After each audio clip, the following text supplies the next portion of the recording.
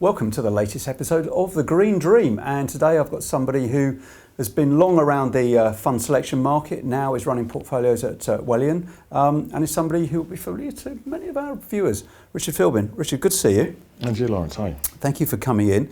Now, I've got to say, I'm not sure you and I would have been having a conversation about sustainable investing sort of 5 years ago, would we?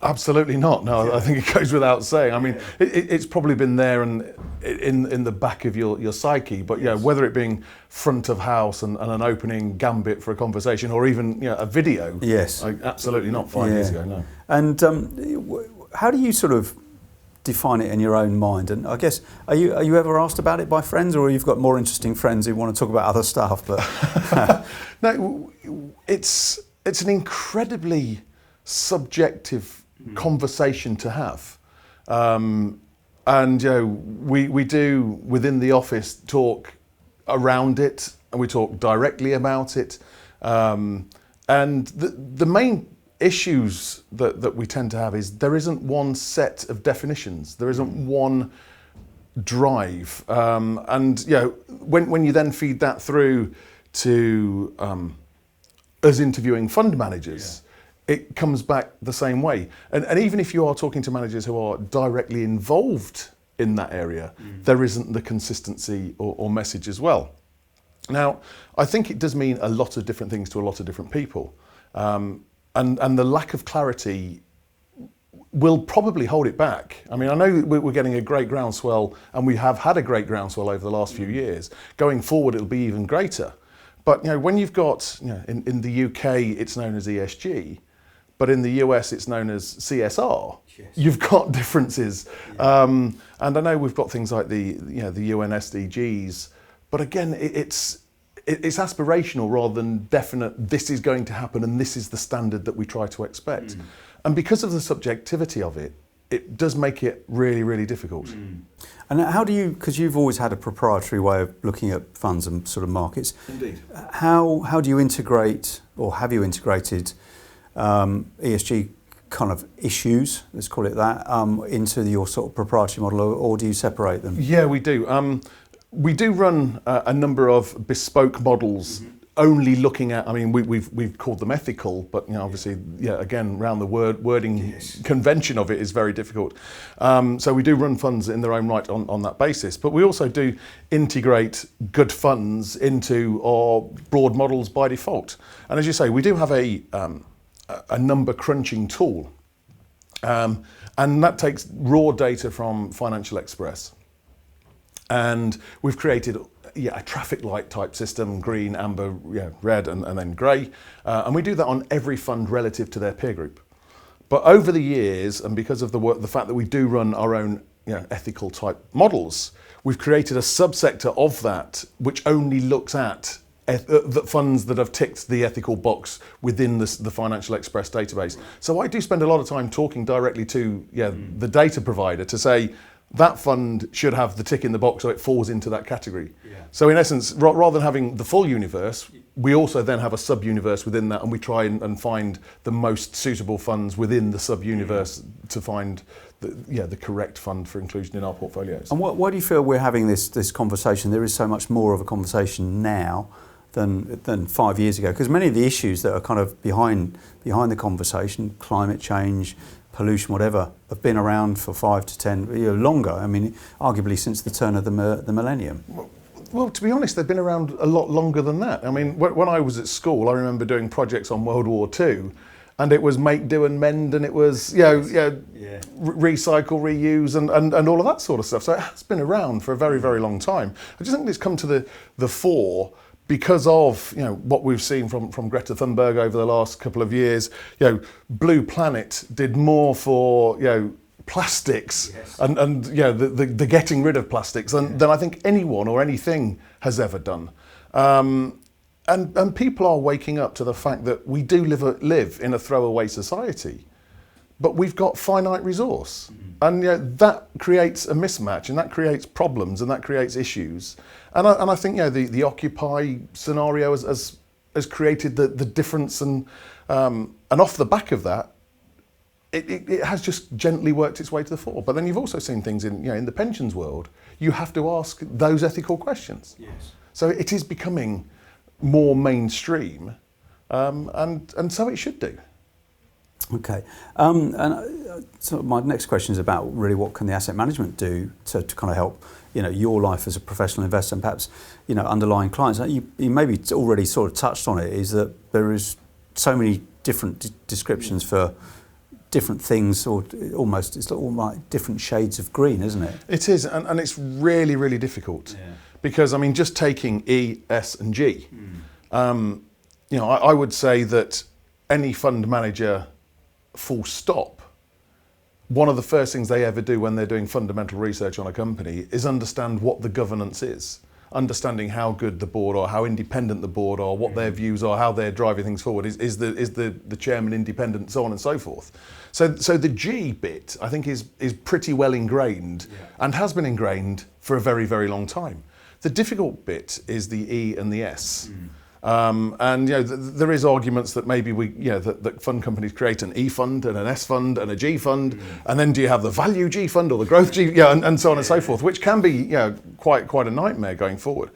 But the thing is, it's definition, and it's what's acceptable to you might not be acceptable to others. And going back to the olden days, a good 20 years ago, I remember interviewing a fund manager who ran a UK ethical fund. And his largest holding at the time was BP. And I said, well, why is BP in your portfolio and you're an ethical fund manager? And his response was, they're better than Shell. Yeah. Or it was Shell and BP. But the answer was, they are better than. Which then leads to the question of, do you do hard close, or do you do soft close? Do you have shades of green? Do you have direction of travel? I think we can all understand that investing in weapons of mass destruction is generally a bad thing for the world. And the note that came out last week from Larry Fink at BlackRock, with regards to, as of the summer of next year, we will not have thermal coal in any of our portfolios. Really, really positive message. AXA came out about 2 years ago. We will not be investing in tobacco products and things like that. And the groundswell is there, and things are moving forward. But if we look at, let's say, oil, oil moves every part of everything. There is so much dependent on oil. And we can't turn oil off tomorrow, even though we've got brilliant renewable sources and so much more coming online. Yeah. And it's going to take 10, 20, 30, 40 years before that has been turned off and things moved on. So you can't also say, well, I'm not going to invest in the oil majors because they're doing bad. Because actually some of them are doing really, really well. Yes. I looked quite recently on Shell's and BP's website, and they have sustainability reports that are larger than 100 pages. This is the sort of effort and energy that they're putting into it, and to me that's superb. They're going places, they're doing things, and they know that they've got to make the change. They know that they are, burning fossil fuels is bad, but they also know putting wind farms up and putting solar and putting hydro is very, very good. And they are changing the way that their energy is constructed, but you can't turn oil off today. No. So does it make sense for you to, and using the UK as an example, Shell and BP make up about 15% of the FTSE 100.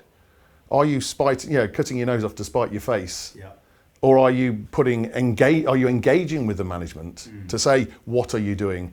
Let's make that 100 pages 150 pages. Yes. Let's see that we want to see that all your future projects are into renewable, into green, into low energy, low carbon, low whatever.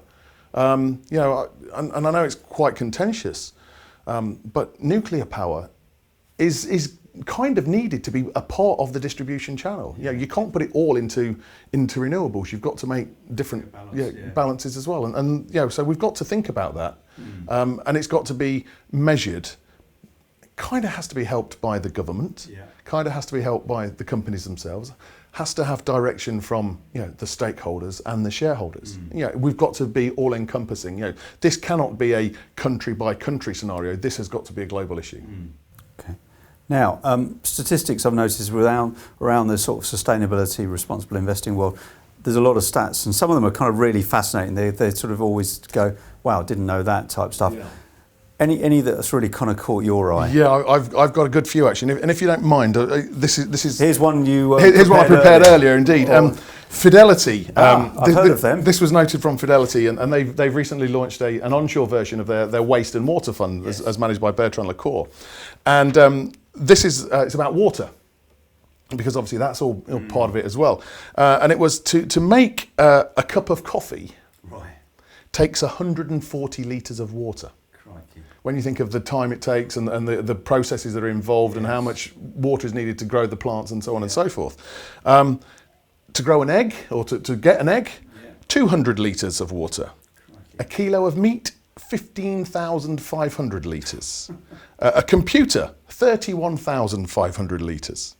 A pair of shoes, 8,000 litres, and so on and so forth. That's just taken apart most of my life, actually. Yeah. And you know, it's just absolutely fascinating. Yeah. So a cup of coffee, 140 litres. A cup of beer, which is half a pint, is 75 litres. So if you want to do the environment some good, drink beer and cut down on your coffee. Well, I may well be doing one of those pretty much soon after we've finished our interview. I mean, that just, yeah, but blows my mind. It's incredible, isn't it? I guess it adds to your earlier point about the sort of complexity of the whole sort of discussion. I do drink too much coffee, so I should sort of cut down. But I waste more on my shoes or the computer I use outstairs. But the other thing you've got to be mindful of is, again, when it comes to the whole the analysis work that you're doing, it's how many steps do you go down? How many derivatives beyond, just, yeah, getting your pair of jeans do you look at and do you use to say how much sweat energy or water or heat has gone in to actually create that pair of jeans? And I think that it can go a little bit too far, yeah, but then also the bigger the number, the scarier the number, the more it should shock you into actually doing something about it. And on a personal level, what do you think your sort of sustainability credentials are like? How would you mark yourself, do you think? Or you and maybe your sort of family, because it's... Ultimately, I would have to say could do better. Yeah. But, there are a number of things that we've done that we are doing. I've had solar panels installed on my house, and I've had them for about a decade. Okay. And I did that entirely for the environmental impact, not the feed-in tariff and the tax rebate or whatever. We had again about a decade ago we had a hot water tap installed, and even though you think, oh, it's not a lot, but the amount of kettles that don't get boiled, the amount of time it now takes to make pasta, yes, cuts. So therefore you're saving on the gas, you're saving on all the costs, and little things like that. But we compost, we recycle an awful lot. There's a number of other things as well. We've gone. I won't say we've gone vegan, but we eat a meal less meat. We purposely don't eat less. So we are purposely eating less red meat. Yeah. But once a week we will eat no meat. Okay. And it's just little things like that. And I walk everywhere. I try not to. I certainly don't use cabs when I'm in London doing business and things like that. My Fitbit is always there, and counting my steps. So in many ways I think we've done well. I got the main. We've got a hybrid car. Right. Had that for a few years. So it's. I'm very much behind this wave, and I'm very happy for it. But then correspondingly, I still holiday abroad, and there's. Yeah. But as you say, we can probably all sort of do more, do better. But if lots of people do little things, you get big enhancements. And you get down to, my next question is, kind of hand dryer, paper towels, paper bag or plastic bags. Do you kind of consciously make decisions around everyday functions like that? We, in our office here, there's an electric dryer and there are paper towels. It's kind of always fascinating in a way. Not that I hang around in the toilets that much. It's quite funny actually. I do have a thing with my hands that they have to be super dry after I've washed them. So generally, I will use paper towels and the hand dryer, unless it's one of those dip your finger in the Dyson sort of scenario. Yes, I am consciously aware of it. There was when we replaced our car, we are going for either a hybrid or an electric. Yeah. There was no decision let's go for another diesel or let's buy a petrol car. It was, we are definitely going to look down that route only. Yeah. So it's constantly there. I shout at my kids when their showers are too long and things like that as well. Yeah, it's little things that we do. Yes. And, do you go around turning the lights out like I do? Yes, probably more out of frustration rather than making. I've just told myself that's why I'm an eco warrior, because I turn the lights off when they walk out of the room. Fabulous. Now the cup of tea or coffee question. So obviously sustainably produced. Yeah. But obviously, I think it should be a beer rather than a cup of coffee. You and I could probably do it over a beer, definitely. Greta Thunberg, Sir David Attenborough, or somebody else, and kind of why? Who would be that person? It's a really interesting question, and depending on which way you look at it and feel about it, ultimately I'd say David Attenborough would probably be of the choice of the two because of his life experience and what he's done and how he's seen it, and having grown up with him, and remember Sunday evenings watching it as a child, all these wonderful things that's going on, and we've got loads of the DVDs that we show our kids, and that sort of thing's great. But if it was a choice from the eco-warrior sort of scenario, I think, and this is probably a bit left field, I'd probably prefer to talk to someone like Bill Gates. Okay. Because when he came out a few weeks ago with Microsoft is going to be carbon neutral by 2030 and carbon negative by 2050, as in taking the whole history of Microsoft back to 1975 and working out everything that they've done and replacing it, replenishing it. That to me is great, because whereas Greta and Sir David Attenborough have talked the talk, this is doing it. This is action. This is actually, they must have had a lot of people spend a lot of time and do a lot of processes and work out all of the positives and the negatives and the offsetting and how they can do it. And to me, just talking about how they've done that and why they've done that, but also the fact that Microsoft are one of the biggest businesses in the world. Bill Gates is one of the most wealthy people in the world, and he's leading from the front. Yes. And that to me should have the trickle down impact to the rest of the world much bigger than going to Davos and talking in front of world leaders. Yeah. Or using a boat or not flying. I mean, don't get me wrong. We all have that image of the whale and the paper bag, and that is very, very visual and very impactful. But I think actually what Microsoft are planning to do, and and what Amazon are doing as well in the same space, sort of practical solutions. Absolutely, it's all well and good talking about it, but let's actually do something. And here's putting our money where our mouth is, and let's actually make the change. And I think that is absolutely fabulous. So a great question, but I think I've answered it in a slightly different way, and that to me is probably a more interesting Brilliant. outcome. Well, that neatly feeds on to the sort of final question. If you had a green dream, a la sort of Martin Luther King, sort of 50 or 60 years down the line within the scope of what we've been talking about, what would it be? If you could do something, be part of something that could really make a sort of long-term impact to make the world a better place for your children, next generations? I think from an individual's perspective, and the amount of negativity that the carbon negativity we're putting into the markets and the world is two things. It's transport and it's meat. Yeah. Now I don't think you can say to people stop travelling, and I don't think you can say to people stop eating meat. Yeah. But if you said to someone travel is free, mass travel is free, that would take people out of the roads. They'd say, you know what, I'll get on the train, I'll get on the bus, because I know it costs me X amount to drive myself and park and whatever. Whereas if you said, going to work or going to the shops is free on the train or on the bus or what, then I think people would make that decision, because there's a real life capital value. Instead of X amount per day that I'm spending, I'm actually saving that and I can do other things. But also, what it would also do, and I've long said this about the rail network. If the rail network was free, people would not necessarily live in London. And cities are big negative hubs. Yeah. And if you lived in the countryside, you're actually generating greater wealth throughout the country as well, because people are working locally. And as long as you've got good communication systems, you know, there's a lot of people that have the ability to work from home. And certainly in the gig economy and the millennial economy that we're entering into, Yeah. you know, being able to work from home, being able to not necessarily travel as well, I think is very, very good. But you know, if for example you were working in London and you were earning London wages, but you were spending them because you lived in Kettering or you lived in Manchester, it's up to you to decide how far out the grid you want to live. Yeah. Yeah. But all that wealth that you were earning centrally would be distributed nationally.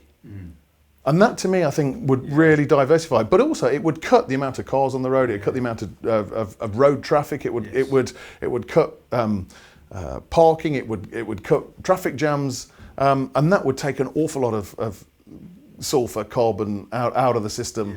Yeah. And I think that would be a really, really good way of making that. You know, you've still got the choice to use the car, yes, but you would be taxed heavily for it. But you know, if it was, you know, you've got the choice of something that's free or something that you pay for, it puts the decision back on the individual, and the individual will then say, "I'll make that choice." What a brilliant idea. We have the start of a manifesto here, I think, a green manifesto. Richard, thank you very much for coming in. Great to see you again. Thank you. Thank you very much.